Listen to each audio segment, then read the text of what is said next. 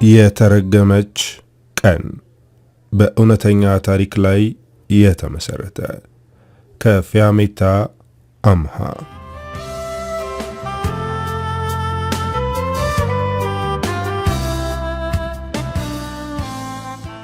አብዛኛው የሀገራችን ገጠራማው ክፍል መሰረታዊ ልማት አልተሟላም። መንገድ፣ ጤና ጣቢያ፣ ንጹህ የመጠጥ ውሃ፣ ትምህርት ቤትና መብራት፣ እነዚህን ነገሮች ለማግኘት ከ2 እና 3 ሰዓት በላይ የእግር መንገድ ይጓዛሉ። ትምህርት ቤት በአቅራቢያቸው ስለማይኖር ወላጆች ሴት ልጆቻቸውን ወደ ትምህርት ቤት ልከው ለማስተማር ይቸገራሉ። መንገድ ላይ ብዙ ትንኮሳ ይደርስባቸዋል። አንዳንድ ወላጆች ደግሞ ልጆቻቸው ትምህርት እንዳያቋርጡ ሰፈር ውስጥ አንድ ወንድ ተማሪ ካለ ለሱ አደራ ብለው ሲሄዱና ሲመለሱ ከዛ ልጅ ጋር ይሆናሉ። ዘላለም የብርቱካን አባት ልጄን አደራ ስትሄዱም ስትመለሱም አብራችሁ ሁኑ አለው። የብርቱካን ጠባቂ በመሆኑ ደስ ብሎታል። ለነገሩ አባቷ ባይለውም ዘላለም ብርቱካንን ከመጠበቅ ወደ ኋላ አይልም። ሁልጊዜም ከኋላዋ ሆኖ ይጠብቃት ነበር። እሷም እንደሚጠብቃት ስለምታውቅ አትፈራም። አሁን በይፋ አባቷ ከሱ ጋር ሁኚ ሲላት ደስ ብሏታል። ከዛ ጊዜ በኋላ ሲሄዱም ሲመጡም አብረው ናቸው። ሌላ ተማሪ ከነሱ ጋር አብረው መጓዝ ሲጀምሩም ሁለቱም ቅር ይላቸዋል። እሱም ሆነ እሷ ሌላ ሰው አብሯቸው እንዲሆን አይፈልጉም። ሁለቱም ተዋደዋል፣ ግን በግልጽ አልተነጋገሩም። በእርግጥ እሷ ለመናገር ታፍራለች። ነገር ግን ዘላለም መናገር ነበረበት። እሱ ደግሞ ለመናገር ፈርቷል። ግን እንደሚወዳት ከሁኔታው ገብቷታል። ቤት ውስጥ ቤተሰቦቿ ስለሱ ጥሩነትና ጉብዝና ሲያወሩ ስትሰማ በደስታ ትሽኮረመማለች። ነቅቶ እስከምታገኘው ትቸኩላለች። ስታገኘው ደስ በሚል ፈገግታ ታየዋለች። እሱም ቤት ውስጥ በጣም የተረጋጋችና አስተዋይ ልጅ ናት ሲሉ ይሰማል። ይህኔ ልቡ በሐሴት ይሞላል። አንድ ቀን ከትምህርት ቤት ሲመለሱ ብርቱካን ሁልጊዜ ቆም ብላ የምታየው መንገድ ዳር ላይ ትልቅ የብርቱካን ዛፍ አለ። ይሄ የብርቱካን ዛፍ የሰው ነው። የብርቱካኑ ባለቤት ፖሊስ ስለሆነ ብዙ ሰው ይፈራዋል። እሷም ብትሆን ትፈራዋለች፣ ግን ሁልጊዜም ትጎመጃለች። ዘላለም የእሷ ልዩ ወንድና ጀግናዋ መሆን ስለፈለገ ከፈለግሽ አወርድልሻለሁ አላት። ጀግናዋ መሆን ቢፈልግም በውስጡ ፍርሃት ስላለ እሺ እንዳትለው በውስጡ እየጸለየ ነበር። እሷ ግን እንዲያወርድላት ትፈልጋለች። አውርድልኝ ስላለችው በድፍረት ወደ ብርቱካኑ ዛፍ ተሰቀለ። የዛፉ ባለቤት እንዳይመጣ ፈርቷል። እሷም የሱንና የራሷን ደብተር ደረቷ ላይ ለጥፋ ይዛ እሱን አንጋጣ ታየዋለች። ዘላለም እስከ ጫፍ ወጣ። እያመለከታት ይህንን ልቁረጠው ወይስ ይሄኛው ይሻላል እያለ ያማርጣታል። ፍቅር ደፋር ያደርጋል የሚባለው እውነት ነው። ዘላለም ከብርቱካን ፍቅር ባይዘው ኖሮ እንኳን የተከለከለ ዛፍ ላይ ሊሰቀል ይቅርና የራሱ ግቢ ውስጥ ያለ ዛፍ ላይ ለመሰቀል አይሞክርም። ብርቱካን በፍርሃት ዙሪያዋን እየተመለከተች ነው። ሰውየው እንዳይመጣ በውስጧ አጥብቃ እየጸለየች ነው። አንድ ፍሬ ቆርጦ ወረወረላት። አንድ ለራስ ቁረጥና ውረድ አለችው።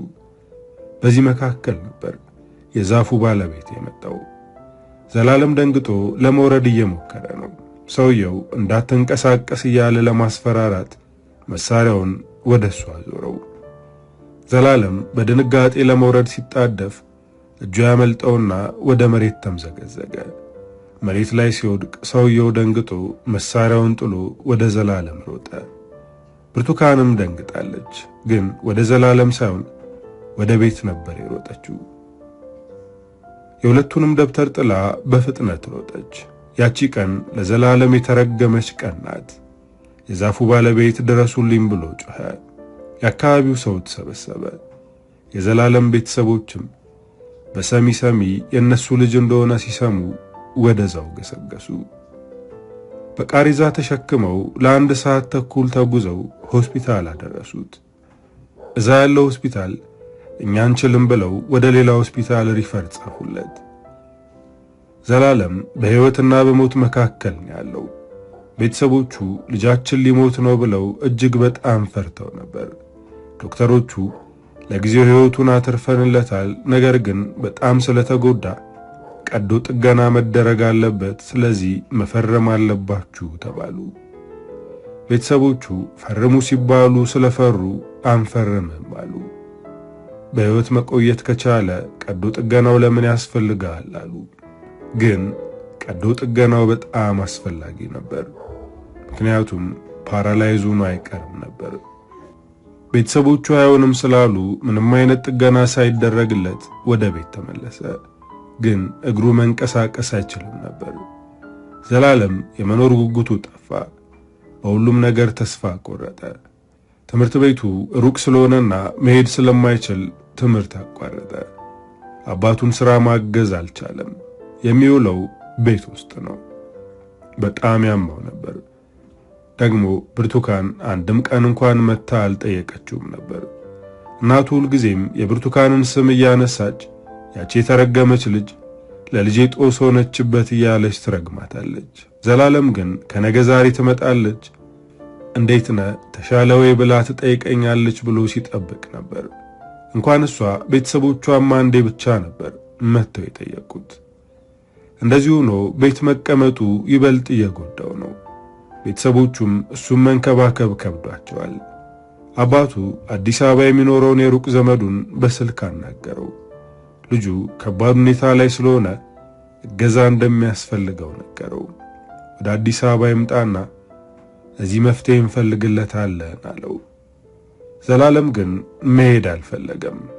እንደዚህ ሆኖ ከቤተሰቦቹ መራቅ ለሱ ከባድ እንደሚሆንበት አሰበ። እያለቀሰ ወላጆቹን ለመናቸው።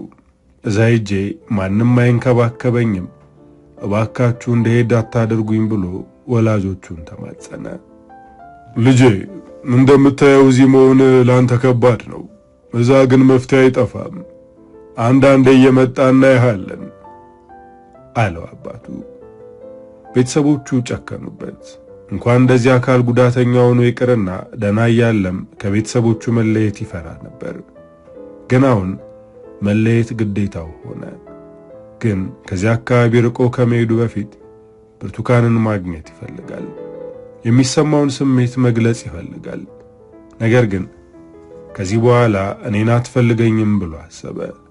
ከዚህ በኋላ እኔ እሷ የምትፈልገው አይነት ጀግና ወንድ አይደለሁም አለ። ግን ከመሄዱ በፊት ማግኘት አለበት። ብርቱካንን መሰናበት ፈልጋለሁ፣ እንድትመጣ አስጠሪልኝ አላት እናቱን። እናቱ ግን በዚህ ጥያቄው ተበሳጨች። እንደዚህ የመሆንህ ምክንያት እሷ ናት። ያኔ ስትወድቅ እንኳን ጥልሃኔ የሮጠችው፣ ከዛ በኋላም መታ እንዴት ነህ ብላ አልጠየቀችም እና ይቺን ሴት ነው ልሰናበታት የምትለው ብላ በቁጣ ተናገረችው። እናቱ የተናገረችው ትክክል ቢሆንም እሱ ግን በብርቱካን ላይ መጨከን አይችልም። እባክሽ እናቴ ለመጨረሻ ጊዜ ጥሩ ነገር አድርጊልኝ ብሎ በእንባ እናቱን ተማጸናት። እሷም ለሱ ደስታ ስትል ብርቱካንን ለማምጣት ሄደች። ዘላለም ብርቱካንን ሲያገኛት ምን እንደሚላት እየተዘጋጀ ነበር። ፍቅሬን እንኳን ባልነግራት የሆነው ሁሉ ፈጣሪ ስላለው እንጂ በእሷ ምክንያት እንዳልሆነ ልነግራት ይገባል፣ ከጸጸት እንድትድን ማድረግ አለብኝ አለ። ከትንሽ ቆይታ በኋላ እናቱ ብርቱካንን አስከትላ መጣች።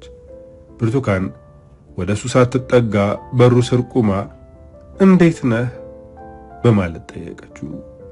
ብርቱካን በሆነው ነገር እስካሁን ከድንጋጤ አትወጣም ብሎ ፈርቶ ነበር። እሷ ግን ድንጋጤም ሆነ ሐዘኔታ ፊቷ ላይ አይታይም።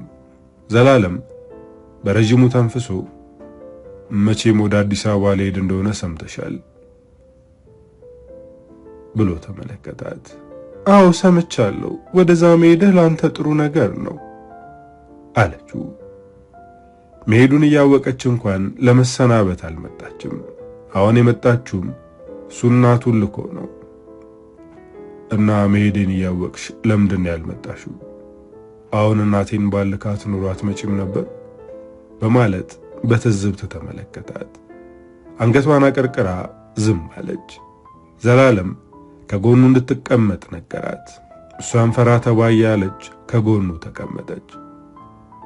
እኔ ላይ የሆነው ነገር ባንቺ ምክንያት አይደለም፣ ፈጣሪ ያለው ስለሆነ ነው። አንቺ ይህንን ነገር እያሰብሽ ራስሽ እንድትወቅሽ አልፈልግም ሲላት ተበሳጭታ ከተቀመጠችበት ተነሳች። ሁሉም ሳያንቺ ጥፋት አይደለም ይለኛል። አዎ የኔ ጥፋት አይደለም፣ እኔ ጎትቼ አልጣልኩም እኮ ብላ በብስጭት ተናገረችው። ለዚህ ንግግሯ ምንም ቃል የለውም። በዝምታ ተመለከታት። የብርቱካኑ ዛፍ ላይ የወጣው እሷን ደስተኛ ለማድረግ ነበር። ነገር ግን እሷን ሳያስደስት ራሱንም አደጋ ላይ ጣለ። ብርቱካን አሁን በጣም ተበሳጭታለች። ደህናውን ብላ ሳትሰናበተው ወጥታ ሄደች። ብርቱካን ምንም ብትናገረው በእሷ ተስፋ አይቆርጥም። አሁንም ልቡ ውስጥ ያለችው ልዩ ሴት እሷ ናት። ግን ከዚህ በኋላ ወዳኝ ከኔ ጋር የመሆን ፍላጎት ይኖራታል የሚል ተስፋ የለውም። ዘላለም ያንን አካባቢ ለቆ ሲሄድ ከቤተሰቦቹና ከቀዩ በላይ ብርቱካንን ጥሎ በመሄዱ ነበር ያዘነው። ድጋሚ ወደዚህ ቀይ ተመልሶ እንደማይመጣ ውስጡ እየነገረው ነው። ወላጆቹ በሱ ጨክነው ወደ አዲስ አበባ ላኩት። ዘላለም አዲስ አበባ ሲገባ የተቀበለው ነብዩ የሚባለው ዘመዱ ነበር። ከነብዩ ጋር በአካልም ሆነ በስልክ ተገናኝተው አያውቁም። ወላጆቹ ስለ ነብዩ ሲያወሩ ከመስማት የዘለለ የመተዋወቅ ዕድል አልነበራቸውም። አሁን በአካል ተገናኙ። ነብዩ ረጅም ጠይምና ቆፍጠን ያለ ወጣት ነው። ዘላለምን ወደ ቤት ይዞት ሄደ። የነብዩ አባት ጋሽ በላቸው ዘላለምን ሲያየው በሐዘኔታ ከንፈሩን መጠጠ። እሱ ደግሞ እንደዚህ በሐዘኔታ ሲመለከቱት የበለጠ ውስጡ ይጎዳል። ነብዩ ወደ አባቱ ዞር ብሎ አባዬ ለምንድነው ዘላለምን እንደዚህ የምትመለከተው? በጣም ጠንካራና ጎበዝ ወጣት ነው፣ እገዛ እንጂ ሐዘኔታ አያስፈልገውም በማለት አባቱን ገሰጸው። በዚህ ንግግሩ ነበር ዘላለም ነብዩን የወደደው። ዝምድናቸው ትንሽ ራቅ ቢልም ልክ እንደ ቅርብ ቤተሰብ ነበር የሆኑለት። ጋሽ በላቸው የነብዩ እናት ስለሞተች ሌላ ሴት አግብቶ አንዲት ሴት ልጅ ወልዷል። ሚስታቸው በጣም ኃይለኛና ተንኮለኛ ናት። ይህንን ነብዩ ጠንቅቆ ያውቃል። ነገር ግን አንድም ቀን ክፉ ተናግሯት አያውቅም። ለአባቱ ሲል ታግሶ ተቀምጧል። ሴቷ ልጇም ልክ እንደሷ ተንኮለኛ ናት። ሐና ትባላለች። የኮሌጅ ተማሪ ናት። ከወንድሟ ጋር ዓይንና አፈር ናቸው። ግን እሱ ጨክኖባት አያውቅም። ነብዩ ወደ ዘላለም ጆሮ ጠጋ ብሎ እዚህ ቤት አደገኞቹ ሴቶች ናቸው፣ እነሱን ተጠንቀቅ ብሎ አንሾካሾከ።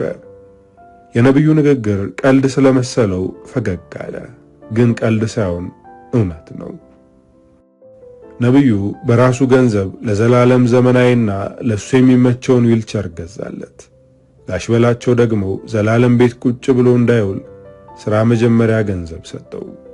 እሱም ጊዜ ሳያጠፋ መንገድ ዳር ቁጭ ብሎ ሸቀጣ ሸቀጥ ጀመረ። በፍጥነት ይህንን መጀመሩ በጣም አስገርሟቸዋል። በጣም ፈጣንና ደፋር ልጅ ነው። ቤት የሚገባው ማታ ነው። ምሳ ይቋጠርልህ ቢሉትም አልፈለገም። ምክንያቱም የነሱ ሸክም የሆነ መስሎ እየተሰማው ነው። ማታ ለመተኛት ብቻ ቢመጣም የነብዩ እንጀራ እናት ግን ዘላለም ከነጭራሹ እንዲመጣ አልፈለገችም። አንዳንዴ በነገር ትሸነቁጠዋለች። ልጇን ብትሆን ዘላለምን አትወደውም። ሥራ እየሰራው ነው ብለ ራስን አትሸውድ፣ ዞሮ ዞሮ ወደ ልመና መግባቴ የማይቀር ነው ትለዋለች። ዘላለም የእናትና ልጅን ንግግር መቋቋም እየከበደው ነው። ይህንን ተናገሩኝ ብሎ ለጋሽ በላቸውና ለነብዩ መናገር አልፈለገም። ከዚህ ቤት እንዳይወጣ ሌላ ማረፊያ ቦታ የለውም። ለተወሰነ ጊዜ መታገስ ይኖርበታል። አንድ ቀን ጠዋት ለመውጣት እየተዘጋጀ ያለ ሐና ሶዳ አለበት ሄደች። እንዴት አደርክ እንኳን ሳትለው ነበር ነገር የጀመረችው። እናቴ ባንተ እየተማረረች ነው። ለማንም ሳትናገር ከዚህ ቤት ውጣ። የቅርብ ዘመድ ብትሆን እንታገሰ ነበር፣ ግን ዝምድናችን ይሩቅ ነው በማለት በንቀት መመልከት ጀመረች። ዘላለም ዊልቸሩን እየገፋ ወደ በሩ አቀና። የተወሰነ ጊዜ ስጡኝ፣ እወጣለሁ። እስካሁን ያደረጋችሁልኝ ከበቂ በላይ ነው አላት። ሐናም ወደሱ በመጠጋት ጎበዝ፣ ግን ከዚህ ቤት ላለመውጣት ብለህ ይህንን ነገር ለአባዬና ለነብዩ ከተናገርክ እኔን አያደርገኝ በማለት ዊልቸሩን ወደ ጎን ገፋችው። ስትገፋው ዘላለም ከመውደቅ ራሱን አላዳንም። ተምዘግዝጎ ወደቀ። በንዴትና በልህ ጥርሱን ነከሰ። ፈጣሪ ምን ባደርግ ነው እንደዚህ ያደረከኝ ብሎ ፈጣሪውን አላማረረም። ከዚህ የበለጠ ብዙ ነገር ይገጥመኛል፣ ስለዚህ ጠነክራለሁ ብሎ ለራሱ ተናገረ። ሐና ከቤት እንዲወጣ ነግረዋለች። ስለዚህ ማረፊያ መፈለግ አለበት። ቤት ተከራይቶ የሚያኖር ገቢ የለውም። የሚያደርገው ግራ ሲገባው አንድ ቀን የሆቴል በረንዳ ላይ ለማደር ወሰነ። ይሄ ሙከራ ነው። በረንዳ ላይ ማደሬ ምንም ችግር ካላመጣብኝ ነገሮችን አስተካክዬ ማረፊያ እስከማገኝ ድረስ እዚሁ አድራለሁ አለ። ነገር ግን በረንዳ ላይ ማደር እንዳሰበው ቀላል አልሆነለትም። ሌሊት ላይ 3 ወንዶች መጥተው አጠቁት። እሱን መሬት ላይ ጥለው ነብዩ የገዛለትን ዊልቸር ወሰዱበት። ጠዋት እዛ አካባቢ የሚቆሙት ወደ ጤና ጣቢያ ወሰዱት። ብዙም አልተጎዳም፣ ግን ዊልቸሩ በመሰረቁ በጣም አዝኗል። እነ ነብዩ ይህንን ሲሰሙ ወደሚሰራበት ቦታ መጡ። ነብዩ በጣም ተጨንቆ ነበር። እንዴት በረንዳ ላይ ለማደር ትሞክራለህ? እኛ ያጎደልንብህ ነገር አለ እንዴ ብሎ ጠየቀው። እሱ ወይም አባቱ ሳይሆኑ እንጀራ እናቱና እህቱ ከነሱ ጋር እንዲኖር እንደማይፈልጉ ቢነግረው ደስ ይለው ነበር። ግን ደግሞ እንደዛ ማድረግ አልፈለገም። በሱ ምክንያት ቤቱ እንዲበጠበጥ አልፈለገም። ነብዩ ድጋሚ ዊልቸር ገዛለት። ይህንን ሲያደርግለት ይበልጥ ውለታው እየበዛ ሄደ። ዘላለም ቤት በገባ ቁጥር የሴቶቹ ፊት ስለሚቀያየርበት ቤት የመሄጃ ሰዓቱ ሲደርስ ይጨነቃል። ይህንን ያስተዋለው ከጎኑ የሚሰራው እነሱ አካል ጉዳተኛ የሆነው በሪሁን ቤት የመከራየት አቅም እስከሚኖር ለምን ከኔ ጋር አትኖርም? ሲኖር በአንዳንድ ነገር ታግዘኛለህ አለው። በሪሁን ከዘላለም በተሻለ ሁኔታ ይሰራል። ሱቁም ደመቅ ያለች ናት። ዘላለም እዛ ቤት በጭንቀት ከሚኖር ከበሪሁን ጋር እንደምንም ሁሉንም ነገር ችሎ ቢቀመጥ ይሻለዋል። ያቀረበለትን ሐሳብ ተቀበለ። ግን ወዲያውኑ አልሄደም። መጀመሪያ ቤት ሂዶ ነብዩና ጋሽ በላቸው ላደረጉለት ነገር ማመስገን ይኖርበታል። ሲያመሰግናቸው እነሱ ግን እዚሁ ተቀመጥ፣ ቤቱ ትልቅ ነው፣ እንኳን አንተ ስጋችን ሌላ የተቸገረ ባዳ ቢመጣ እንቀበለዋለን አሉት። ነብዩና ጋሼ ይህንን ሲናገሩ ሴቶቹ ግን የጎሪጥ ነበር የሚመለከቱት። ድጋሚ ባያዩት ደስታቸው ነው። እስካሁን ከሚገባው በላይ አድርጋችሁልኛል፣ ለዚህም ፈጣሪ ይክፈላችሁ። አሁን ከጓደኛዬ ጋር ለመኖር ሁሉንም ነገር ጨርሻለሁ። ለሥራ ቦታዬ ቅርብ ነው አለ። ነብዩና አባቱ ደስ ባይላቸውም እንዲሄድ ፈቀዱለት። በጣም ከባድ ነገር ቢገጥመውም እንኳን ድጋሚ እዚህ ቤት መጥቶ የእነዚህን ሴቶች ፊት ማየት አይፈልግም። የነብዩ እህት ጨለማውን ጸባዩን ደብቃ መልአክ በመምሰል እዚህ ብትቆይ ደስ ይለናል፣ ግን መሄደ ግዴታ ከሆነ አደራ በዛው እንዳጠፋ እየመጣ ጠይቀን ብላ አቀፈችው። እናቷም ያዘነች ስታስመስል ነበር። ግን ይህንን የሚያደርጉት ከነነብዩ ፊት ነው። ብቻውን ሲሆን ብዙ ነገር ይናገሩታል። አሁንም ከዚህ ቤት ለመውጣት ምክንያቶቹ እነሱ ናቸው። ወደ አዲስ አበባ ከመጣ ጊዜ ጀምሮ ከቤተሰቦቹ ጋር በስልክ የተገናኘው አንዴ ብቻ ነው። ከነሱ ሲርቅ እናፍቃቸዋለሁ፣ ቶሎ ቶሎ ይደውሉልኛል ወይም ተመለስ ይሉኛል ብሎ አስቦ ነበር። ግን እነሱ ያንን አላደረጉም። ብርቱካን ከቤተሰቦቹ ስልክ ተቀብላ ትደውልልኛለች ብሎ ጠብቆም ነበር። ግን እሷም ረስተዋለች። ዘላለም ከዘመዶቹ ቤት ወጥቶ ወደ በሪሁን ቤት ሄደ። የበሪሁን ቤት ጠባብ ብትሆንም ለሱ ግን በቅተዋለች።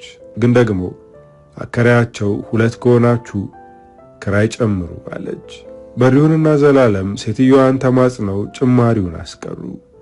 ዘላለም አሁን ትንሽ ተረጋጋ። ከጭንቀትና ከሰቆቃም አረፈ። ግን ከትዝታ ማምለጥ አልቻለም። ሁልጊዜም ብርቱካንን ያስታውሳታል። ወደ ትምህርት ቤት ሲሄዱና ሲመለሱ የሚያወሩትን በሐሳብ ወደ ኋላ ተመልሶ ያስታውሳል። የሚያስቅ ነገር ትዝ ሲለው ከት ብሎ ይስቃል። ድንገት ሲስቅ በሪውን ካየው ስለ ብርቱካን እያሰበ እንደሆነ ያውቃል። ለምን ለቤተሰቦች ደውለ እንዲያገናኙ አትጠይቅም? ብርቱካን ምናልባት አንተን ማናገር ፈልጋ ነገር ግን ነገሮች ስላልተስተካከሉላት ቢሆንስ በማለት በሪውን ለዘላለም ሐሳብ አካፈለው። ዘላለም ግን ፈራ።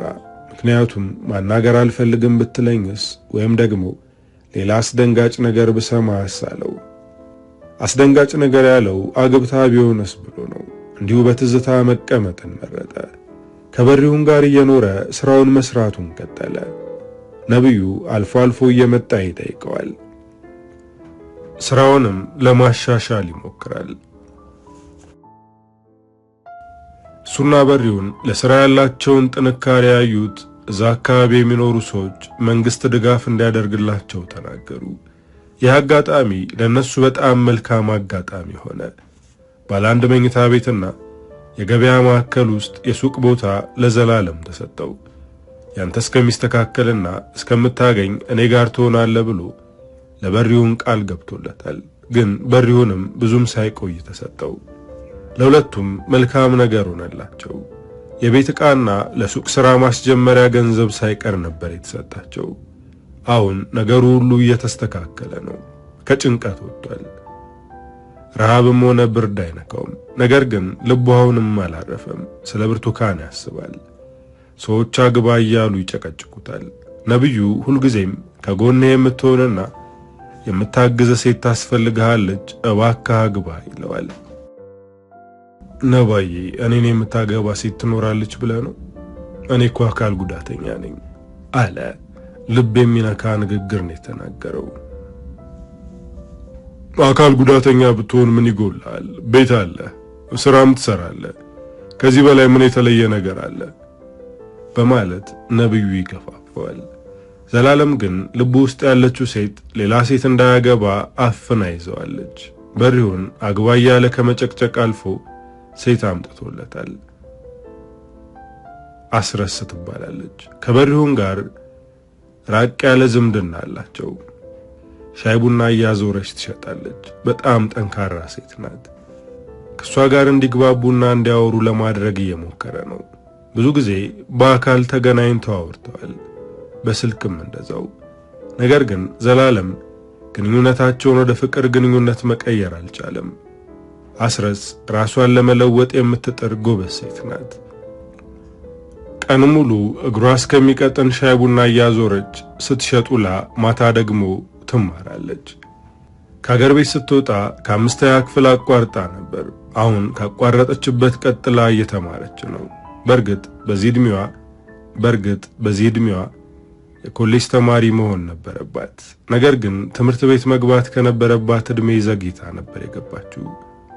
ትሰራለች፣ ትማራለች። አሁን የምትፈልገው የሚያግዛትና እሷን በምትችለው ነገር የምታግዘው የትዳር አጋር ነው።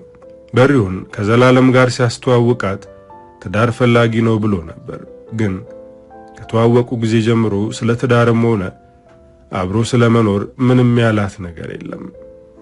ትዳር ፈላጊ ነው ብለህ ነበር፣ ግን እሱ የሚፈልግ አይመስለኝም። ለማራፈጃ ከሆነ የፈለገኝ እኔ ለዛ የመሆን ሴት አይደለሁም። ትዳር የሚፈልግ ከሆነ ጊዜ ሳይፈጅ እናደርገው፣ የማይፈልግ ከሆነ ግን ድጋሚ ስልኬ ላይ እንዳይደውል ንገረው ብላ ለበሪውን መልእክት ላከችለት። ዘላለም ሌላ የሚያፈቅራት ሴት አለች። ማግባት የሚፈልገው ብርቱካን ነበር። ግን ብርቱካን ከኔ ጋር የመሆን ፍላጎት ላይኖራት ይችላል፣ ምናልባት እስካሁን አግብታም ይሆናል ብሎ እያሰበ ነው። አስረስ በጣም ጥሩና ጠንካራ ሴት ናት። ለሚስትነት ትሆናለች። ስለዚህ እንዳታመልጥ። ሁሌም ሰው ከመጀመሪያ ፍቅሩ ጋር ይኖራል ማለት አይደለም። አንዳንድ ሰዎችን በልባችን ብቻ ይዘናቸው እንኖራለን። አንዳንዴ ደግሞ አብረውን ያሉ ሰዎች ልባችን ውስጥ ያለውን ሰው የሚያስንቁ ነው እናገኛቸዋለን። ስለዚህ እባክህ አስረስ አታመልጥ አለው በሪውን። ዘላለም ለቀናት ከራሱ ጋር ተማከረ። ከቀናት በኋላ አስረስን ለማግባት ወሰነ። በሪውን እንዳለው ብርቱካንን በልብ ያዝላታለው፣ ምናልባት አስረስ እሷን የምታስንቅ ልትሆን ትችላለች አለ። ዘላለም የልጅነት ፍቅሩን ትቶ አስረስን አገባ። ትልቅ ሰርግ አልደገሰም፣ ብዙ ሰውም አልጠራም። እነ ነብዩንና ሥራ ቦታ የሚያውቃቸውን የተወሰኑ ሰዎችን ብቻ ነው። ከአስረስ ጋር የትዳር ሕይወት ሀ ብሎ ጀመረ። እሱ ጥሩ ገቢ ስላለው እኔ መስራት አይጠበቅብኝም አላለችም። መስራቷን ቀጠለች። ግን ልጅ የመውለድ ፍላጎቷ ከፍ ያለ ነበር። ልጅ እንዲመጣ ብዙ ጥረት አደረገች። ነገር ግን ልጅ መውለድ አልቻሉም። ችግሩ ከሱ ይሁን ከሷ አይታወቅም። ግን እሷ እኔ ላይ ችግር የለም፣ ያንተ ችግር ግን ያሰጋል፣ ምናልባት ስትወድቅ የዘር ፍሬ ላይ ጉዳት ደርሶብህ ይሆናል ብላ በቀጥታ ስትነግረው በጣም አዘነ። እውነት እሷ እንዳለችው የዘር ፍሬ ላይ ችግር ደርሶብኝ ይሆን እንዴ ብሎ ፈርቷል። ይህንን ነገር በሕክምና ማወቅ ይቻላል ስትለው ይበልጥ ፈራ። ወደ ሆስፒታል መሄድ አልፈለገም። ፈጣሪ ያለውን የሚሆነው ፍሬ ታፈራለህ ካለ ይሰጠኛል፣ እኔ ታግዬ የማመጣው ለውጥ የለም አለ። እሷ ግን ተመርምረን ችግራችን ምን እንደሆነ እንወቅና ማድረግ ያለብንን እናደርጋለን እያለችው ነው። የዘመድ ቤት እያለ የሰለቸው ጭቅጭቅ አሁን እንደ አዲስ ጀመረው። ቤት ሲገባ በጥሩ ፊት አትቀበለውም፣ በስርዓቱ አታናግረውም። ይሄ ነገር እየሰለቸው ነው። ያስረስ ሁኔታ ጥሩ እንዳልሆነና ጸባዩም እየተቀየረ እንደሆነ ነገረው። እሱም ሁለቱንም ፊት ለፊት አናገራቸው። የልጅ ፍላጎት የለውም፣ እኔ ደግሞ ልጅ እፈልጋለሁ፣ ስለዚህ የእሱና የኔ መንገድ ለየቅል ነው በማለት ቅሬታዋን ተናገረች። ዘላለምም ልጅ መኖሩን ጠልቶ ሳይሆን ፈጣሪ እስከሚሰጠን እንጠብቅ የሚል ሐሳብ ነው ያለው። በሪውን ሁለቱንም ለማስማማት ሞክሮ ነበር፣ ግን አልሆነም። የመቃቃራቸው ጅማሬው ልጅ ቢሆንም ከዛ ጊዜ በኋላ ግን በሆነ ባልሆነ ይጣላሉ። በመካከላቸው መናናቅ መጣ። ይሄ ነገር በዚህ ከቀጠለ ጥሩ መቋጫ አይኖረውም፣ ስለዚህ መለያየት አለብን አለ። እሷም የመለያየቱን ሐሳብ ተስማማችበት። በሪውን ግን እንዲለያዩ ስላልፈለገ ነብዩና ጋሽ በላቸው መጥተው ሁለቱንም ተቆጥተው እንዲያስማሙ ለማድረግ ሲደውል እነሱ ራሱ ጥሩ ሁኔታ ላይ አልነበሩም። ነብዩ ከአባቱ ጋር ተጣልቶ ከቤት ወጥቷል። ይህንን ነገር በሪውን ሲሰማ በፍጥነት ወደ ዘላለም ሄዶ በነብዩና በአባቱ መካከል የተፈጠረውን ነገር ነገረው። በጣም ደነገጠ። አባትና ልጅ እዚያ ያደረሳቸው ነገር ምንድነው አለ። ከቅርብ ጊዜ ወዲህ በትዳሩ ላይ የገጠመው ነገር እነሱንም እንዲረሳቸው አድርጎታል። በፍጥነት ወደ ቤት ሄደ። ቤት ውስጥ ያገኘው ጋሽ በላቸውን ብቻ ነበር። በጭንቀት ምክንያት ጉስቁል ብሏል። ጋሼ በመካከላችሁ የተፈጠረው ምንድነው ብሎ ጠየቀው። ጋሽ በላቸው በሐዘኔታ መሬቱን በዘንጉ እየቆረቆረ ጉድ አደረገኝ፣ ከረጅም ዓመት ወዳጄ ጋር አቀያየመኝ ብሎ የጸባቸውን መንስኤ ጫፉን ተናገረ። ዘላለም አሁንም አልገባውም። ነብዩ ምን ቢያደርግ ነው አባቱ ይህን ያክል ያዘነበት ብሎ ለመገመት ሞከረ፣ ግን በግምት አልደረሰበትም። ጋሽ በላቸው ትንሽ ከቆየ በኋላ በዝርዝር መናገር ጀመረ። የነብዩ እናት ከሞተች ጊዜ ጀምሮ ደስታ ርቆታል። ከሷ ጋር የነበረውን ደስታ ለመመለስና ለልጁ እናት እንዲኖረው ለማድረግ ሚስት አገባ። ግን ከልጁ እናት ጋር የነበረውን ደስታ መልሶ ማግኘት አልቻለም። በዚያ አጋጣሚ ነበር ሐና የተወለደችው። ሴት ልጅ ቢኖረውም ከሷ በላይ ለነብዩ እጅግ በጣም ይጨነቃል። ይህ ነገር ደግሞ የሐናን እናት ያበሳጫታል። አንተኮ ከነብዩ ውጪ ሌላ ልጅ እንዳለ ረስተሃል እያለች በነገር ትሸነቁጠዋለች። ሐናም ብትሆን እኔን እንደ ልጅ አታየኝም ብላ ለማኩረፍ ትሞክራለች። የነብዩና የሱ ግንኙነት ለየት ያለ ነው። ሁለቱም የሚናፍቋትና የማይረሷት ሴት አለች። ብቻቸውን ተቀምጠው ስለሷ ካነሱ ከጥቂት ደቂቃ በኋላ ራሳቸውን የሚያገኙት ተቃቅፈው እያለቀሱ ነው። አሁን ትልቅ ከሆነ በኋላም ለአባቱ ገና እንቦቀቅላ ልጅ ነው። ስለሱ በጣም ይጨነቃል። ከመሞቴ በፊት የሱን ጥሩ ነገር ማየት አለብኝ ይላል። አግብተ የልጅ ልጅ አሳየኝ እያለ ቢጨቀጭቀውም ነብዩ ግን ከሴት ጋር ያለው ቀረቤታ እምብዛም ነው። አባዬ እኔ ሚስቴ የምትሆን ሴት ማምጣት አልችልም፣ እንዳገባ እየጠበቅ ከሆነ ከስራል አለው እየሳቀ። አባቱም ፈገግ ብሎ በእኛ ጊዜ እንደነበረው ቢሆን ለአንተ የምትሆን ሴት ፈልጌ ያመጣልህ ነበር፣ ግን የናንተ ዘመን የተለየ ነው። ራሳችሁ ያልፈቀዳችኋት ካልሆነች አትፈልጉም ሲለው አባዬ እኔ አንተ ያመጣት ብትሆንም ችግር የለብኝም አገባለሁ። ከኔ በላይ አንተ የመረጥካት የበለጠች እንደምትሆን እርግጠኛ ነኝ አለው። አባትየው ግን የልጁን ቃል አልተማመነበትም። አሁን ባመጣ የምታገባ ትመስላለህ ብሎ ችላ አለው። ግን ነብዩ እርግጠኛ ሆኖ እንደሚያገባ ነገረው። አንተ መርጠ ሚስት ትሆናለች ያልካትን ሴት አምጣ አገባለሁ አለው። አባትና ልጅ በዚህ ተማመኑ። የረጅም ጊዜ ጓደኛውና ወዳጁ የሆነውን 50 አለቃ መንገሻን አናገረው። ልጄ ሚስት እንዳመጣለት ጠየቀኝ። እኔም ጥሩና ፈሪያ እግዚአብሔር ያደረባት ሴት እንደማመጣለት ቃል ገባሁ አለው። ይሄ ዳርዳርታ የ50 አለቃ መንገሻ ሁለተኛ ልጁን ለመጠየቅ ነበር። 50 አለቃም ገብቶታል። አንተና እኔ ማለባበስና ዳርዳር ማውራቱን አይጠበቅብንም እኮ ለረጅም ዓመት እንተዋወቃለን። ውቢትን ለልጅ ሚስት እንድትሆን መፈለግህን በግልጽ ብትናገር አላስርህ ወይም አረሽንህም እኮ ማለት ከት ብሎ ሳቀ። የ50 አለቃ አራቱም ልጆቹ ሴት ናቸው። አራቱም የተማሩ ስነ ምግባር ያላቸውና ከአባታቸው ቃል ፈቀቅ የማይሉ ናቸው። ሶስቱም አግብተዋል። ሶስቱም ያገቡት በአባታቸው በኩል የመጣላቸውን ባል ነው። በዚህም ደስተኞች ናቸው። ምክንያቱም ትዳራቸው የተስተካከለና ጠንካራ ግንኙነት ያለው ነው። ውቢት በእሷ በኩል ብዙ ወንዶች እየመጡ ያናግሯታል። የታገቢኛለሽ ጥያቄ ይጠይቋታል። ግን እሷም እንደ እህቶቿ አባቷ መርጦና ለእሷ ይሆናል ብሎ የሚያመጣላትን ወንድ ማግባትን የምትፈልገው። ልጄ የሚሰራውን ስራና ጸባዩን ታውቀዋለህ፣ በዛ ላይ እኔንም ለረጅም ዓመት ታውቀኛለህ። ልጄን ለልጄ ብዬ የምጠይቅ በኩራት ደረቴን ነፍቼ ነው አለው።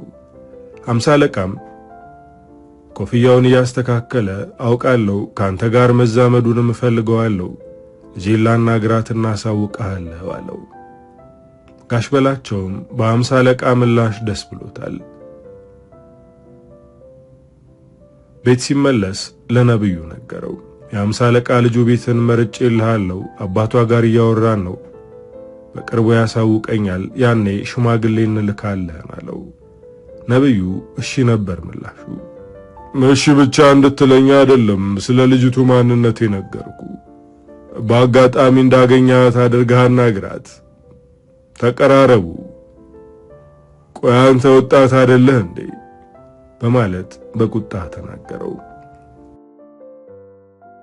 ነብዩ አባቱ እንዳለው ውቢትን ለመቅረብ እየሞከረ ነው። 2 ቀን ተገናኝተው አወርተዋል። ከ2 ሳምንት በኋላ 50 አለቃ መንገሻና ጋሽ በላቸው ተገናኙ። ልጄን አናግሬያት ነበር፣ እናም እሺ ብላለች።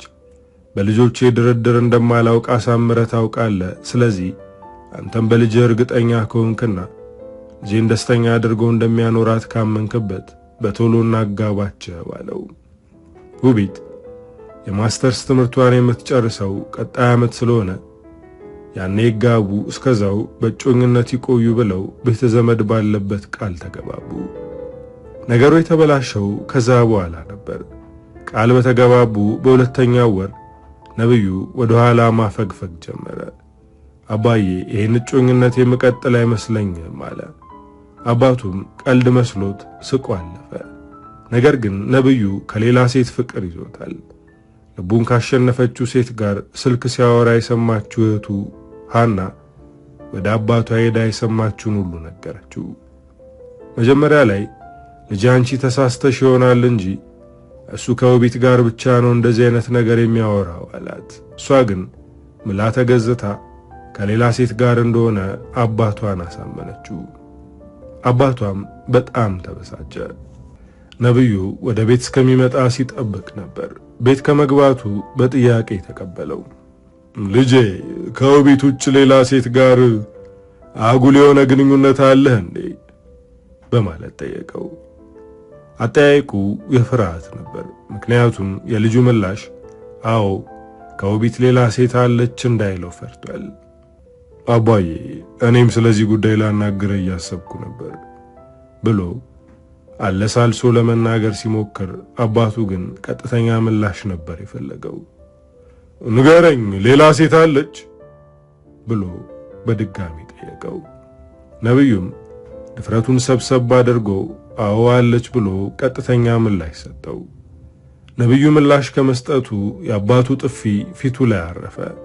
መጀመሪያ ላይ ደጋግሜ ጠይቄህ ነበር፣ ከወዳጄ ጋር እንዳታቀያየመኝ ብዬህ ነበር። አንተ ግን እርግጠኛ ሆነህ ውቢትን መረጥክ። ከዚህ በኋላ ማፈግፈግ የሚባል ነገር የለም።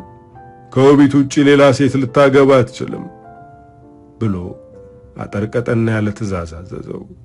ለጊዜው ነብዩ በዝምታ ወደ ክፍሉ ገባ። አባቱን ላለማሳዘን ልቡን ያሸነፈችውን ሴት ረስቶ ውቢትን ለማግባት ራሱን አዘጋጀ። ነገር ግን አልሆነለትም። ወደ ልቡ ንግሥት መሳቡ አልቀረም። አባዬ አልችልም፣ ውቢትንና አባቷን ይቅርታ ጠይቃለሁ፣ የሆነው ሁሉ የኔ እንጂ ያንተ ጥፋት እንዳልሆነ ነግራቸዋለሁ አለው። በዚህ ምክንያት አባትና ልጅ ከባድ ጸብ ውስጥ ገቡ። ጋሽ በላቸውም የመጨረሻ ውሳኔ ወሰነ። ውቢትን የማታገባ ከሆነ እዚህ ቤት ድጋሚ እግርህ አይረግጥም፣ ቤተሰብ የሚባል የለህም፣ መቃብሬም ላይ እንዳትቆም አለው። ነብዩም እንደ እናቱ ነው ያሳደገውን አባቱን ትቶ ያፈቀራትን ሴት መርጦ ከቤት ወጣ። በዚህ ምክንያት ጋሽ በላቸው ለተወሰነ ቀን ታሞ ነበር። ዘላለም ይህን ሁሉ ነገር ሲሰማ በጣም ተገረመ። ነብዩ ልቡን መከተሉ ትክክል እንደሆነ በውስጡ አምኖበታል። ነገር ግን አሁን ከጋሼ ፊት ቁጭ ብሎ ነብዩ ልቡን መከተሉ ልክ ነው አላለም። ራስን አታስጨንቅ፣ እኔ እናገራለሁ አለው። ጋሼ ግን ከዚህ በኋላ ነብዩ የሚባል ልጅ የለኝም እያለ ነው። ፍቅር የተለየ ኃይል ነው። ፍቅር የያዘው ሰው ራሱን መቆጣጠር ይከብደዋል። ማመዛዘን የሚባል ነገር አይኖረውም። ልቦ ወደ ፈቀደው ሰው የሚወስደውን መንገድና ምክንያት ብቻ ነው የሚከተለው። ዘላለም ከጋሼ ቤት እንደወጣ ለነብዩ ደወለለት። አግኝቼ ላናገረ እፈልጋለሁ ብሎ ለመገናኘት ቀጠሮ ያዘ። በነጋታው ግሮሰሪ ተገናኙ። አባዬ ሽምግልና ልኮ ከሆነ አትልፋ፣ እኔ ውቢትን ማግባት አልችልም አለው አስቀድሞ። ዘላለም ግን ከአባቱ የተላከ መልእክተኛ እንዳልሆነ ነገረው። ስላለበት ሁኔታ ማወቅ ስለፈለኩ ነው። ከቤት እንደወጣ ሰምቻለሁ እና የታረፍክ ለምን ወደ እኔ ቤት አልመጣም ብሎ የወንድምነት ጥያቄ ጠየቀው። ከቤት ከመውጣቴ በፊት ማረፊያ አዘጋጅቼ ነበር። ከመወዳት ሴት ጋር ቤት ተከራይተን ዕቃም ዋልተን እየኖረን ነው አለው። እና ከሌላ ሴት ጋር ግንኙነት ከነበረ ለምንድነው አባቴ ያመጣልን ሴት እሺ ብለ የተቀበልከው ብሎ ግልጽ እንዲያደርግለት ጠየቀው። በአጭር ጊዜ ውስጥ ነበር ፍቅር ያዘኝ። እንደዚህ ሆናለሁ አላልኩም ነበር። ምክንያቱም የተዋወቅነው ፌስቡክ ላይ ነው። ከመጀናጀን ያለፈ ነገር አይኖረንም ብዬ ነበር። ግን ሳላውቃት ሳታውቀኝ ወደድኳት። በአካል እንገናኝ ብዬ ስጠይቃት እሺ አለችኝ። ገና እንዳዩአት ሚስቴ እንደምትሆን ልቦናዬ ነገረኝ። የሰው ቤት በሰራተኝነት ተቀጥራ እንደምትሰራና ከክፍለ ሀገር በቅርቡ እንደመጣች በግልጽ ነገረችኝ። በዛ ላይ ታሪኳ በጣም ያሳዝናል። የልጅነት ፍቅሯ አሁን በሕይወት የለም። ለረጅም ጊዜ እሱን እያሰበች ነበር። ለረጅም ጊዜ እሱን እያሰበች ታለቅስ እንደነበር ነገረችኝ። ይቺን ሴት በጣም ወደድኳት ብሎ ፊቱ እያበራ ለዘላለም ነገረው። የነብዩ ሁኔታ በጣም አስገርሞታል። አንድ ሰው ልብ ውስጥ ሲነግስ የተለየ ሰው ያደርጋል። ስለዛ ሰው ማውራት ያስደስታል። ፍቅር ዘር፣ ቀለም፣ ሃይማኖትና የኑሮ ደረጃ አይመርጥም። ይህንን ዘላለም ያውቀዋል። ፍቅር ምን ማለት እንደሆነ ገና እዚህ ዊልቸር ላይ ከመቀመጡ በፊት ነው የተረዳው። ነብዩ የተማረና ጥሩ ስራ የሚሰራ ሸበላ ወጣት ነው። ከሱ ጋር የምትመጣጠነው ውቢት ብትሆንም ፍቅር ግን የቤት ሰራተኛ ላይ ጥሎታል። አንዳንዱ ሰው ይህንን ሲሰማ አረ የማይመስል ነገር ነው፣ እንዴት ደረጃው ካልሆነች ሴት ጋር ፍቅር ይዘዋል፣ ለዛውም በፌስቡክ ያወቃትን ሴት ማለታቸው አይቀርም። ግን እሱ እውነተኛ ፍቅር ይዞታል። ይህንን አይኑ ላይ መመልከት ይቻላል። ስላፈቀራት ሴት ሲያወራ አይኖቹ ይበራሉ። በቃ እኔ እንደምንም ብዬ ጋሼን ለማሳመን እሞክራለሁ። 50 አለቃና ውቤትንም አናግራቸዋለሁ፣ አትጨነቅ፣ እንደምንም ብዬ ከአባትህ ጋር አስታርቀሃለሁ፣ ፍቅረኛህንም እንዲቀበላት አደርጋለሁ ብሎ ቃል ገባለት። ብዙ ነገር አድርጎለታል። ልክ አብሮት እንዳደገ ወንድሙ ይንከባከበው ነበር። ዘላለም ይህንን የነብዩን ውለታ መቼም አይረሳውም። አሁን ደግሞ ያንን ውለታ የሚመልስበት ጊዜ ነው። ነብዩም ዘላለምን አመሰገነው። ተሰነባብተው ተለያዩ። ወደ ቤት ሲመለስ ስለ ነብዩ ድፍረትና ቆራጥነት እያሰበ ነበር። በፍርሃት ምክንያት ለሚያፈቅራት ሴት ጀርባውን አልሰጠም። የመጣውን ሁሉ እየተጋፈጠ ነው። ከሱ መማር አለብኝ፣ ብርታት ሊሆነኝ ይገባል። ከአስረስ ጋር በሰላም ልለያይና ለብርቱካን ደውዬ ያለችበትን ሁኔታ ማወቅ ይኖርብኛል። ከዛም ልክ እንደ ነብዩ ፍቅሬን ራሴ ለማድረግ እታገላለሁ ብሎ ደመደመ። ቤት እንደገባ መነጋገር አለብን አላት። እሷም ለመነጋገር ዝግጁ ነበረች። ከጎኑ ቁጭ ብላ እሺ እንነጋገር አለችው። ይህ ትዳር ለሁለቱም ጥሩ እንዳልሆነና ደስታ እንዳልሰጣቸው ገለጸላት። እሷም በተናገረው ነገር መስማማቷን ጭንቅላቷን ከፍ ዝቅ አድርጋ በምልክት ገለጸችለት። ስለዚህ በሰላም እንለያይ፣ እኔም ልቤ ወደ ወደዳት ሴት ልሂድ፣ አንቺም የሚሆንሽን ፈልጊ፣ ግን ማረፊያ እስከምታገኝና እስከሚመቻችልሽ እዚህ መቆየት ትችያለሽ ብሎ መልካምነቱን አሳየ። እሷ ግን የተናገረው መልካምነቱ ሳይሆን ከዛ በፊት እኔም ልቤ ወደ ወደዳት ሴት ልሂድ ብሎ የተናገረው ነገር ላይ አተኩራለች። ልቤ የፈቀዳት ሌላ ሴት አለች ማለት ነው በማለት አጥብቃ ጠየቀችው። እሱም አልደበቃትም። ስለ ብርቱካን ሁሉንም ነገር ነገራት። ሌላ ሴት እያሰበ እሷን ማግባቱ አበሳጫት። በሌላ ሴት ፍቅር ሰምጦ የእሷን ገላ ማቀፉ በጣም አናደዳት። ላታዋጣኝ እጄን ይዘ ጊዜን ገደልከው፣ ምን አይነት ራስ ወዳድና ጨካኝ ነህ ስትለው አንገቱን አቀረቀረ። የተናገረችው ነገር እንከን የለውም። እሷን እቅፉ ውስጥ አድርጎ ብርቱካንን ነበር የሚያስበው። ለያዛልቃት ባሌ ብላ እንድትጠራው አደረጋት። አሁን ምንም ብትለው ውስጡ ያለውን አውጥቶ ስለነገራት የነጻነት ስሜት ተሰምቶታል። አስረስ ከሱ ቤት ሳትወጣ ቤት ማፈላለግ ጀመረች። በሪሁን አስረስን ገፋፍቶ እዚህ ትዳር ውስጥ ስላስገባት የጥፋተኝነት ስሜት እየተሰማው ነው። ይህንን ያደረገው ለሁለቱም ጥሩ ነገር መስሎ ስለታየው እንደሆነ ነገራት። እሱ ጥሩ ነው ያለው ነገር መጨረሻው እንደዚህ መሆኑ አሳዘነው። ለኔ ጥሩ ነገር እንደምትመኝልኝ ያውቃለሁ። እንዳገባም ያደረከው ለኔ ብለህ ነው። ስለዚህ አንተ ጥፋት የለብህም። የኛ ለመግባባትና ከመጋባታችን በፊት በደንብ አለመተዋወቃችን ነው። ስለዚህ ራስህን አትውቀስ በማለት በሪሁንን ነገረችው። ዘላለም ወደ ወላጆቹ ደወለ። በአሁኑ የደወለው ደህንነታቸውን ለመጠየቅ ወይም አዝመራ ይዟል ወይ ብሎ ስለ ምርታቸው ሁኔታ ለማወቅ ሳይሆን ብርቱካንን እንዲያገናኙት ነበር የደወለው። ነገር ግን ብርቱካን ወደ አዲስ አበባ ከመጣች ብዙ ጊዜ እንደሆነ አትነገሩት። ደስ የሚልም የሚያስደነግጥም ስሜት ነበር የተሰማው። ስልክ ቁጥሯን አፈላልገው እንዲሰጡት ጠየቀ። ነገር ግን ቤተሰቦቿ ስልኳንም ሆነ ምን ላይ እንደሆነች መናገር አልፈለጉም። ጭራሽ የሚያስከፋ ንግግር ተናገሩ። የእናንተ ልጅና የኛ ልጅ ምንም አያገናኛቸውም። ልጃችን እሱን ከረሳችሁ ቆይታለች። አሁንም ጥሩ ሁኔታ ላይ ናት። መሬት ለመሬት እየተንፏቀቀ ከሚለምን ሰው ጋር መገናኘት አትፈልግም በማለት የዘላለም ቤተሰቦችን አስከፏቸው። እሱም ይህንን ሲሰማ ስቅስቅ ብሎ አለቀሰ። አስረስ በዚህ ምሽት እንደዚህ ያስለቀሰው ነገር ምንድነው ብላ አደነገጠች። ወደሱ በመሄድ ምን እንደሆነ ጠየቀችው። እሱ ግን በግልጽ አልነገራትም። ባይነግራትም ከጎኑ መሆኗን አልተወችውም። አብራው ተቀመጠች። ማልቀስ ጥሩ ነገር ነው፣ ውስጥ ያለውን ቁስል ያጥብልሃል። ግን ደግሞ የሚሰማን ስሜት ለሰው ብታካፍል የበለጠ ይቀልሃል ብላ እጁን መነካካት ጀመረች። የኔ የተለየ ነው። ያኔ ከዚያ የብርቱካን ዛፍ ስወድቅ ሁሉም ነገር የተሰባበረ። የአካልም የመንፈስም ስብራት ገጠመኝ ብሎ ቁጭት፣ ሐዘኔታና ህመም በተሞሉ አይኖቹ ተመለከታት። እሷ ላይ ባደረገው ነገር ብትበሳጭበትም ግን ሁልጊዜም ቢሆን ታዝንለታለች። ተው ፈጣሪን አታማር። ካልጋ የማይነሱ የሰው እጅ የሚሹ ብዙ ሰዎች አሉ። አንተ እኮ የጎደለ ነገር የለም።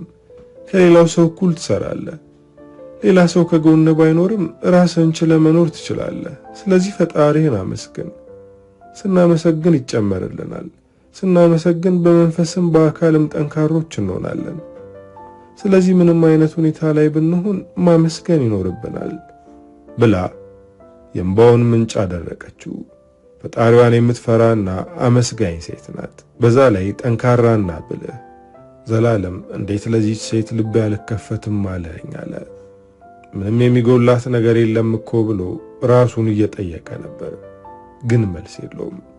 አሁንም ልቡ ብርቱካንን ብቻ ነው የሚያስበው።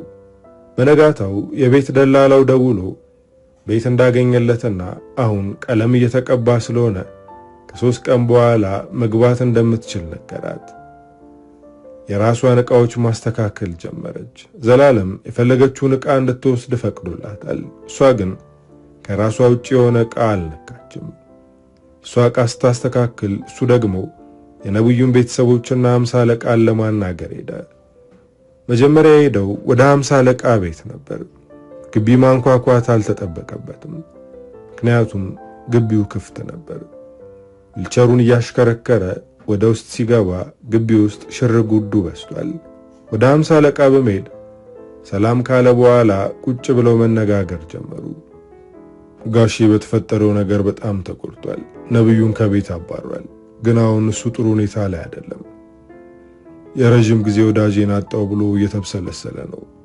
በዛ ላይ ነብዩ ቤት ውስጥ ከሌለ ሴቶቹ ለሱ ምቹ እንዳልሆኑ የሚታወቅ ነው። ስለዚህ እባክህ 50 አለቃ ይህንን ነገር በይቅርታ አንሻረው በማለት ከዊልቸሩ ወደ ታች ተንሸራቶ እግሩ ላይ ወደቀ። መጀመሪያ ላይ አይሆንም አለ። ከትንሽ ደቂቃ በኋላ ግን ነገሩን ለማስተካከል ተስማማ። ቤት ውስጥ ያለው ግርግር፣ የሰርግ ዝግጅት፣ ውቤት ነብዩ አልፈልግም ቢላትም አሁን ግን አየር መንገድ ውስጥ የሚሰራ ሰው ልታገባ ነው። 50 አለቃ ዘላለምን አላሳፈረውም። ውጭ ድረስ ሸኝቶት አመሻሽ ላይ መጥቼ በደንብ እናወራለን አለው። ዘላለም ከ50 አለቃ ቤት እንደወጣ ወደ ጋሽ በላቸው ነበር ሄደው። ጋሼ ንዴቱ የበለጠ አጎሳቁሎታል። በረንዳ ላይ ተቀምጦ እየቆዘመ ነበር ያገኘው። ስለ ጤናው ከጠየቀው በኋላ ወደ መጣበት ጉዳይ ገባ። 50 አለቃ ጋር እንደተነጋገሩና አመሻሽ ላይ እንደሚመጣ ነገረው። በጭራሽ አይሆንም፣ እንዴት ብዬ ነው በሙሉ አይኔ የማየው? እኔ እኮ እምነቱን ያጎደልኩ ሰው ነኝ ብሎ ተቆጣ። ዘላለም እንደምንም አረጋጋው።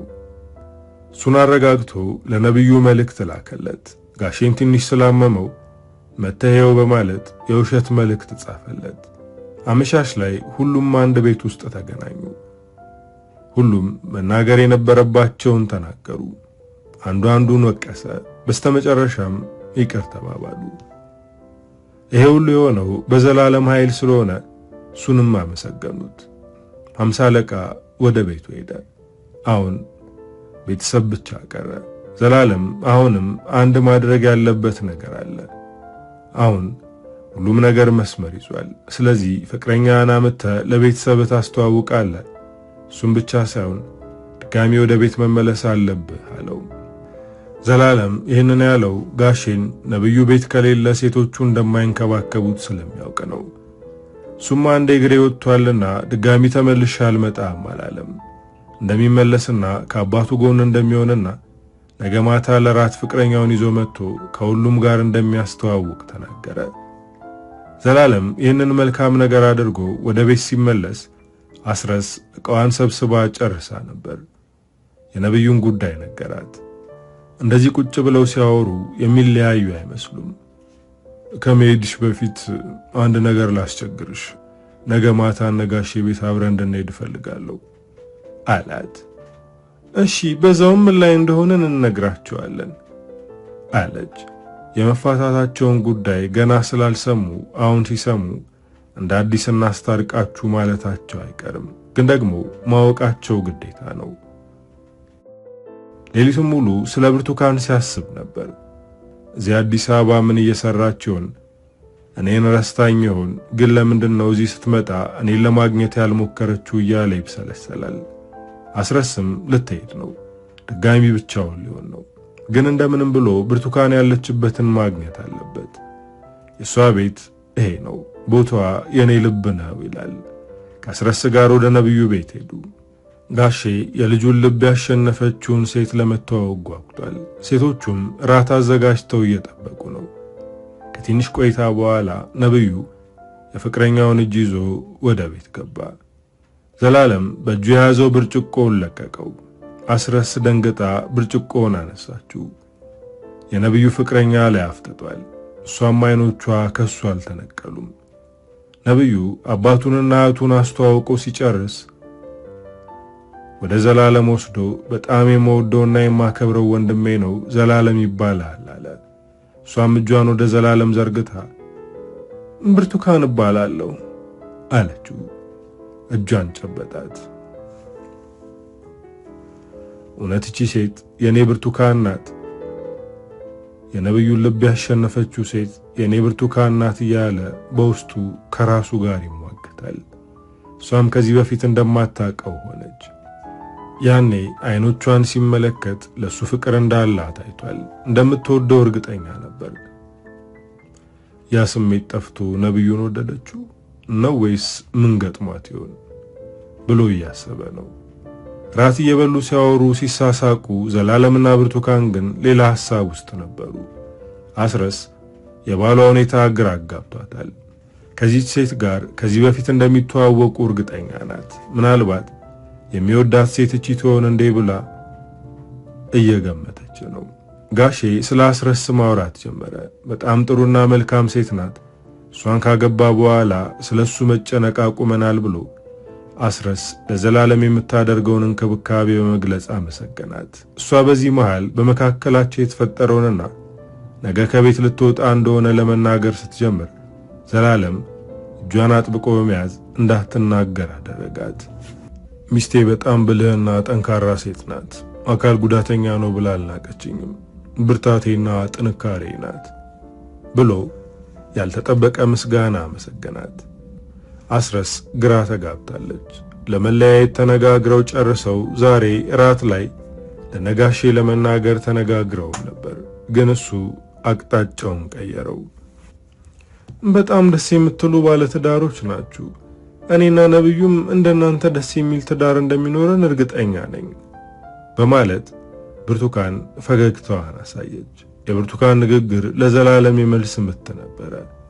ከዚህ በላይ መቆየት አልፈለገም። በጣም ሳይመሽን ይሄዳል። ነብዩም ወንድሜ በጣም አመሰግናለሁ፣ ይሄው ነው ባንተ ምክንያት ነው። አሁን ከቤተሰቤ ጋር ደስተኛ ነኝ በማለት አቀፈው። ዘላለም ግን ውስጡ እንደ ሰዓት እየነደደ ነው። ነብዩ ላይ ምንም አይነት ቅሬታም ሆነ ቅናት አላደረበትም። እሱ የተናደደው በብርቱካን ነው። ወደ ቤት ከተመለሱ በኋላ አስረስ ጠየቀችው። የነብዩ ብርቱካን ያንተ ብርቱካን ናት እንዴ አለችው። እሱ ግን ዊልቸሩ ላይ እንደተቀመጠ በዝምታ አይኖቹን ጨፍኗል። ምንም አይነት ምላሽ ለመስጠት አልፈለገም። እሺ እንደፈለክ እኔ እንደሆንኩ ነገ ያጅ ነኝ ብላ ለመተኛት ወደ ውስጥ ገባች። ዘላለም ሌሊቱን ሙሉ ዊልቸሩ ላይ እንደተቀመጠ ነበር ያደረው። ብዙ አስቧል። ከዚህ በኋላ እንዴት ሊሆን ነው እያለ ተጨንቋል። ግን አንድም መፍትሄ አላገኘም። ጭራሽ ባሱኑ ለብርቱካን ያለው ፍላጎት ጨመረ። ጠዋት ላይ አስረስ ተነስታ ዕቃ የሚጭነውን መኪና እስከሚመጣ ዕቃውን ወደ ውጭ ለማውጣት ስትጀምር አንዴ እንነጋገር አላት። ከዚህ በኋላ ምን የቀረ ነገር አለ? ተነጋግረን ጨርሰናል እኮ ስትለው እባክሽ ለተወሰነ ቀን አብረሽኝ ቆይ አላት። እሷ ግን በጭራሽ አይሆንም፣ የቤቱን ክራይ ቅድሚያ ክፍያ ከፍያለሁ እኮ፣ በዛ ላይ ሐሳቤን ሰብሰብ ማድረግ አለብኝ፣ የተሻለ ሥራ ለመጀመር ስላሰብኩ ጊዜ ያስፈልገኛል አለችው። ዘላለም ግን የተወሰነ ቀን እንድትቆይለት እግሯ ላይ ወድቆ ተማጸናት። እሷም በሷ አልጨከነችም። ለተወሰነ ቀን የሚቆየው ብላ ልታወጣ የነበረውን ዕቃ መልሳ አስቀመጠችው። ወደ ሥራ ቦታው ሲሄድ ብዙ ነገር ጭንቅላት ውስጥ እየተመላለሰ ነው። ብርቱካን እንደ ወንድሙ የሚያየውን ሰው ለማግባት እየተዘጋጀች ነው። እሱ ደግሞ አስረስን ከቤት እንዳትወጣ ተማጽኖ አስቀርቷታል። ሱቁን ከፍቶ ቆዝሞ ተቀምጦ እያለ በሪሁን መጣ። ጓደኛው የሆነውን ሁሉ ሲነግረው ደነገጠ። ያንተ ብርቱካን መልካም ልብ ያለውን ነብዩን ልታገባ ነው ብሎ ተገረመ። እያወሩ ያለ ብርቱካን መታ ፊት ለፊታቸው ቆመች። ሱቁን ሳትሳሳት መምጣቷ ገረመው። እስከዛሬ ፈልገሽ ያልመጣሽውን አሁን ምን እግር ጣለሽ ሲላት በሪሁን ብርቱካን መሆኗ ገባው። በሪሁን በቃ እናንተ አውሩ ብሎ ወደ ሱቁ ተመለሰ። አንድም ቀን አንቺን ሳላስብ ቀርቼ አላውቅም። አንቺን ለማግኘት ቤተሰብሽን እንዲጠይቁ አድርጌ ነበር፣ ግን የሚያስጠላ ምላሽ ነበር የመለሱላቸው። አንቺ ግን እዚህ እንኳን መተሽ እኔን ለማግኘት አልሞከርሽም። ጭራሽ በጣም የምወደውንና የማከብረውን ሰው ለማግባት ተዘጋጅተሻል ብሎ በልህ ተናገራት። ለምን እኔን ለማግኘት ፈለክ? ማግባትህን ለመናገር ነው ብላ እሷን በቁጣ ተናገረችው። ጉንጮቿ ቲማቲም መሰሉ፣ አይኖቿ እንደ ሰዓት እየተንቦገቦጉ ነው። ዘላለም በዝምታ አስተውሎ አያት። ልቡ በፍቅር እየዘለለ ነው። እሺ ምንድነው የምናደርገው? በጣም አፈቅርሻለሁ። አንቺም እንደምትወጂኝ አይኖችሽን አይቼ መረዳት ችያለሁ። እሺ ምንድነው የምናደርገው? በጣም አፈቅርሻለሁ። አንቺም እንደምትወጂኝ አይኖችሽን አይቼ መረዳት ችያለሁ። መጨረሻችን ምንድነው የሚሆነው ብሎ አጥብቆ ጠየቃት። ብርቱካን ከት ብላ ሳቀች።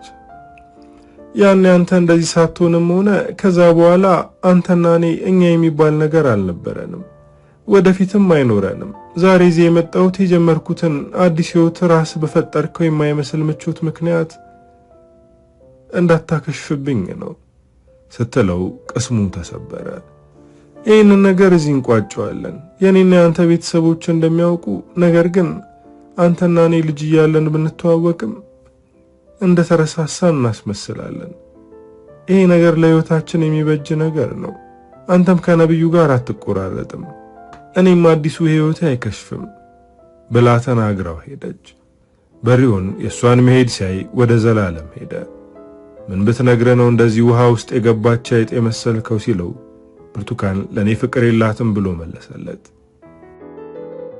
ለቀናት የተናገረችው ነገር ሲያቃጭልበት ነበር። ስራ መስራት አቆመ። በዚህ ሰዓት አስረስ ከጎኑ ሆነች። አይዞ ጊዜ የማያድነው ነገር የለም፣ ያንተም ቁስል ቀስ በቀስ ይሽራል አለችው። ነብዩና ብርቱካን ድል ባለ ሰርግ ተጋቡ። ይሄ ቀን ለዘላለም የሐዘን ቀኑ ነበር። በዚህ ቀን አስረስ እጁን ይዛ አብራው ነበረች። በብርቱካን ምክንያት የተጎዳውን ልቡንና ነፍሱን ለመጠገን ስትሞክር ትኩረቱ እሷ ላይ ሆነ። የመፋታቱን ሐሳብ ድጋሚ አሰበበት። የማጠየኝና ከኔ ጋር የመሆን ፍላጎት ካለሽ እባክሽ አብረን እንሁን፣ እመኝኝ በደንብ ክስሻለሁ አላት። እሷም ብትሆን ከዘላለም ጋር አንድ ቀን ባሳለፈች ቁጥር መለያየት የሚባለው ነገር አስጨንቋት ነበር። ዘላለም አስረስን ሚስቱ አድርጎ ከልቡ ተቀበላት። ሁልጊዜም ከጎኑ እንድትሆን ይፈልጋል። ይቺ ሴት ለሱ እንደ ባጣ ቆየኙ ነበረች። አሁን ግን ትክክለኛ ሚስቱ አድርጎ ተቀብሏታል። ሁሉም ሰው ካፈቀረው ሰው ጋር ይኖራል ማለት አይደለም።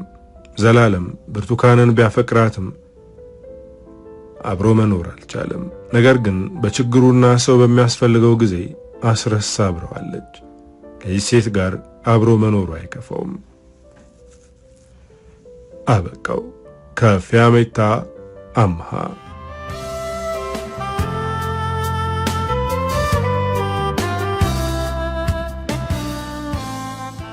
እንግዲህ ዶቼ ለዛሬ ይዤላችሁ የመጣሁት ታሪክ የሰማችሁትን ይመስል ነበር። ታሪኩን እንደወደዳችሁት በርካታ ቁም ነገሮችን እንዳገኛችሁበት ተስፋ አደርጋለሁ።